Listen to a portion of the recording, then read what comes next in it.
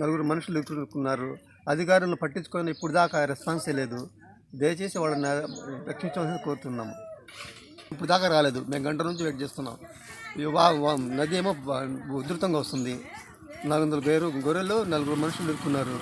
అది ఎంఆర్ఓ గారికి యూఆర్ఓ గారికి చెప్పినా కూడా ఇప్పుడు దాకా పట్టించుకోలేదు. త్వరగా చర్యలు తీసుకోమని కోరుతున్నాం. ఎక్కడ లంకలు ఇరుక్కున్నారండి? పెద్ద లంకలు ఇరుక్కున్నారండి.